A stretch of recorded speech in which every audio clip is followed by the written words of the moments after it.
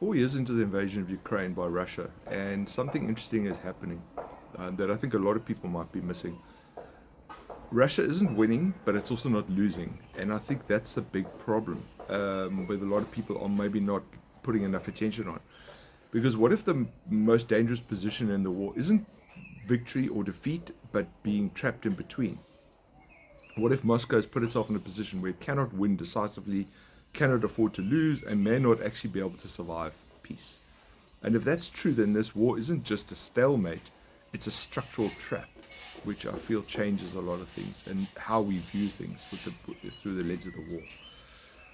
At the Munich Security Conference in February 2026, Finnish President Alexander Stubb made the argument that cuts through a lot of this. He said the idea that Putin is winning is fundamentally wrong. And when you examine Russia's original objectives, it's difficult to just dismiss that claim outright. The Kremlin's goals were fairly clear from the outset. Prevent Ukraine from integrating into Europe, halt NATO expansion, growth, keep European defense spending subdued. Instead, what we've seen is Ukraine has moved closer to Europe politically and economically than it ever was before.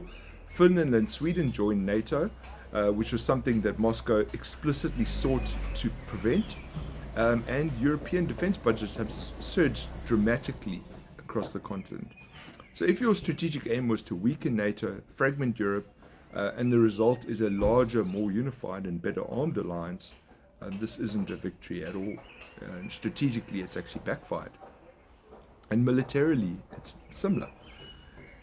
When Russia seized Ukraine, Crimea, and parts of eastern Ukraine in 2014, that was roughly 12% of Ukrainian territory. Now, over the following years, we've seen incremental gains have followed, but in the last 2 years, the territorial change has been minimal, probably around 1%. And that isn't momentum. That's not, any stretch of the imagination victory at all. It's just attrition.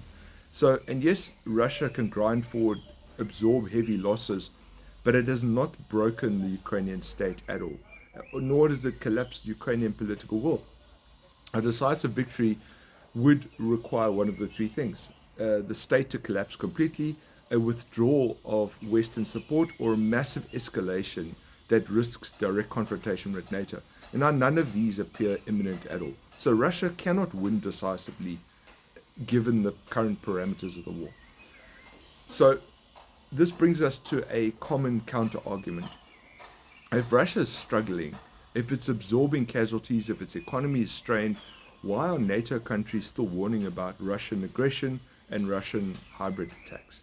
So how can Russia be weak and dangerous at the same time? How can it be strong and weak? And I think that the answer to that lies in how we define strength and how we view Russia's current position. In Western strategic culture, strength usually means speed, dominance, efficiency, rapid breakthroughs, clear battlefield superiority. But Russia's strategic culture has always been very different. We can go back, over 100 years. It's prioritized endurance over efficiency, mass over precision, and political control over operational efficiency. Now, hybrid warfare, so we're talking about cyber operations, energy leverage, disinformation, election interference, they do not require any battlefield dominance. In actual fact, when conventional victory becomes harder to achieve, these asymmetric tools become more attractive. A country can be conventionally strained and still strategically disruptive. So these two things are not contradictory. Now, the West often assumes that Russia wants tanks in Kiev to claim victory, which obviously is not going to happen. But if we look at Moscow's historical pattern, so we look at Transnistria, Abkhazia, South Ossetia, the Donbass prior to 2022, Russia had frequently been content with frozen conflicts, because a frozen conflict creates a weakened state. It complicates EU accession, it complicates NATO membership, it deters investment in the country, and it drains resources and political energy. So if Ukraine remains unstable, burdened with a frozen conflict, partially contested, economically burdened, that may fall short of a total conquest, but it still serves a long-term objective. It prevents a fully stable, prosperous, Western-aligned Ukraine on Russia's border. So in that framework, decisive victory isn't necessary to achieve strategic utility for Russia. But there's the other half of the trap, is that why can't Russia simply negotiate to end the war? And that's because the conflict is no longer about Ukraine, it's about regime survival. And a clear defeat certainly would undermine the narrative of the Russian resurgence that has underpinned Putin's legitimacy for the last 2 decades. It would expose the military's weakness. It would embolden internal conflicts and internal dissent. It would raise uncomfortable questions amongst the elites in Russia. Authoritarian systems can absorb hardship. What they cannot absorb is humiliation.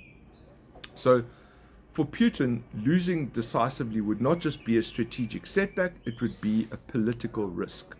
And there's an even more subtle point here. It may not just be that Putin cannot afford to lose, he may not be able to afford peace either. Because over the last 4 years, the Russian economy has shifted into a wartime footing. Defense production sustains employment. Entire regions depend on the military contracts. And the war economy has become embedded in the broader economic structure of Russia. So ending the war abruptly means demobilizing hundreds of thousands of soldiers, managing the economic adjustment shock from a wartime footing to a peacetime footing, reintegrating veterans into strained communities, and confronting the inevitable question is what was achieved for Russia. War creates this unifying emergency narrative. We've seen it used plenty of times in history. It justifies sacrifice. It centralizes authority. Peace, by contrast, creates accountability. That can be destabilizing to an authoritarian system, far more than an external conflict. And there's another development that reinforces this dynamic, is that Russia has recently restricted access or completely blocked access to Telegram, which is a platform that the Russian military had relied on heavily for communication, coordination, intelligence sharing. So this isn't a trivial decision. This would have been taken by the Russian leadership knowing that it's going to create operational problems on the battlefield, and yet they persisted. They proceeded with it. And why? So why is this? It's because Telegram also enables independent military bloggers, casualty discussions, criticism of command and control, and broader economic grievances. So it fragments the narrative, actually. If the government prioritizes information control over battlefield efficiency, that suggests something far more important, that regime stability is perceived to be more fragile than military optimization. And when censorship outweighs operational convenience, it signals that the leadership believes that the greater threat lies inside the country and not on the front line. And that also helps explain why Russia's peace negotiation demands often appear maximalist and almost ridiculous, and knowing full well that that Ukraine would never accept them. It's because a clean compromise would force domestic reckoning.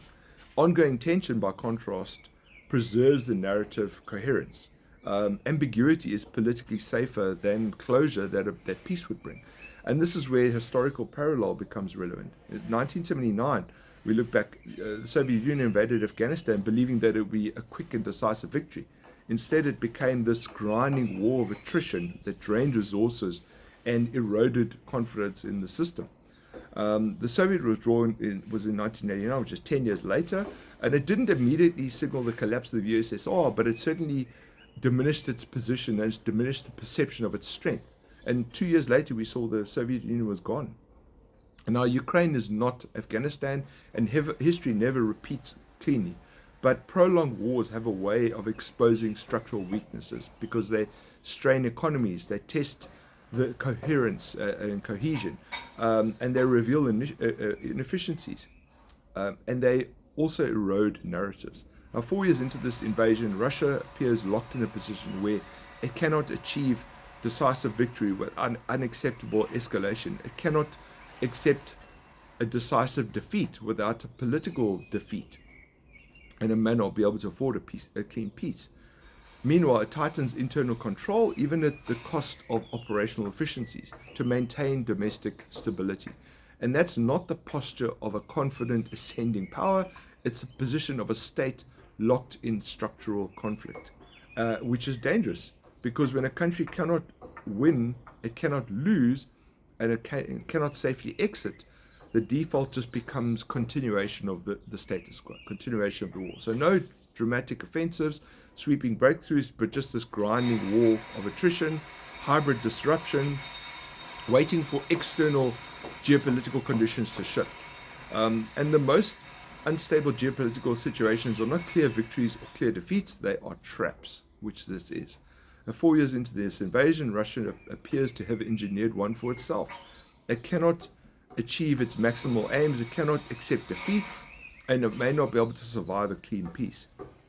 And maybe the real reason why this war persists is not because it can be won, but because ending it could be more dangerous for Russia than continuing it. And then I think that's the part that we all need to understand.